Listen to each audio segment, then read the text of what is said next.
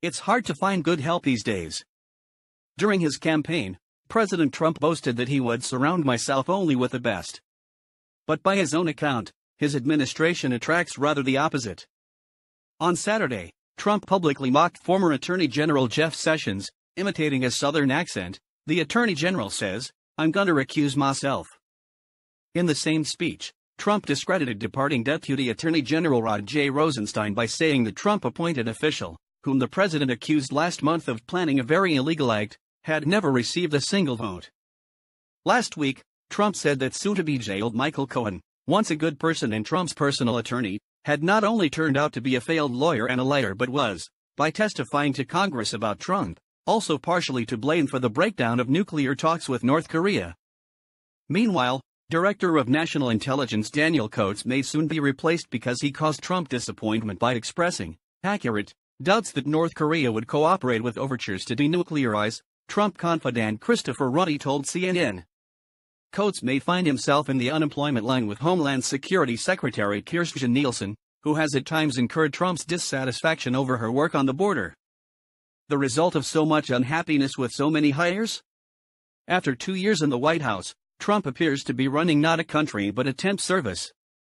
He has found himself, for example, filling and refilling the roles of White House Communications Director 6 times, Deputy National Security Advisor 5 times, National Security Advisor and Health and Human Services Secretary 4 times each, Attorney General and White House Chief of Staff 3 times each, and Secretary of State, Defense Secretary, and Press Secretary twice, among many other such moves, including the staffing of a rotating cast of defense lawyers.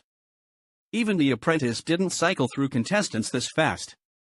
The only constant, with few exceptions, chiefly daughter Ivanka Trump and son-in-law Jared Kushner. Everybody disappoints Trump. Those vying to add former to their titles include U.S. Trade Representative Robert E. Lighthizer. He contradicted Trump's view that a memorandum of understanding doesn't mean anything, and National Security Advisor John Bolton, who declined to embrace Trump's view that Kim Jong-un is trustworthy and that the North Korea summit was fruitful. Now comes Ty Cobb, a former Trump lawyer, telling ABC News that Special Counsel Robert S. Mueller III is an American hero and "I don't feel the investigation is a witch hunt." Presidential harassment. If only Trump could hire 1,000 Stephen Millers. Instead, he has suffered a turnover rate in senior jobs of 65%, according to the Brookings Institution. 29% of those positions have turned over multiple times. Then there are the 6 former Trump advisors either indicted or convicted. It's a personnel problem of incalculable dimensions, but with a common denominator: Trump. Either he's a bad judge of talent, or nobody with talent wants to work for him, or he's a terrible boss, or all three. He is fundamentally disloyal, Cohen testified last week. Trump, at the Conservative Political Action Conference on Saturday, interpreted his HR struggles differently. "Unfortunately, you put the wrong people in a couple positions, and they leave people for a long time that shouldn't be there, and all of a sudden they're trying to take you out with bulls.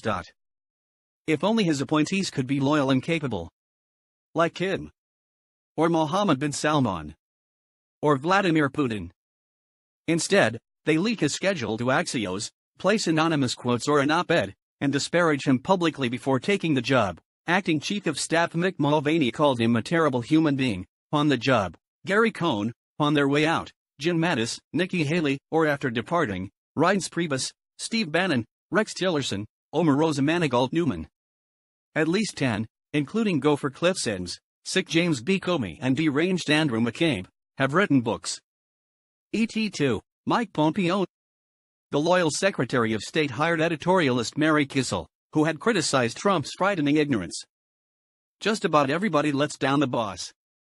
Trump complained that Mulvaney botched border wall negotiations, Mattis botched Afghanistan, Federal Reserve Chairman Jerome H. Powell botched the bull market, and Treasury Secretary Stephen Mnuchin screwed up by suggesting Powell for the job. Trump blamed the Mueller probe on former White House counsel Donald McGahn, and he faulted acting Attorney General Matthew G. Whitaker for failing to rein in the Cohen prosecution. But it doesn't end there. During confirmation hearings for Whitaker's replacement, William P. Barr, Trump was reportedly startled to learn of Barr's close friendship with Mueller. Trump's third Attorney General had better finish decorating his new office soon before Trump's fourth Attorney General inevitably shows up.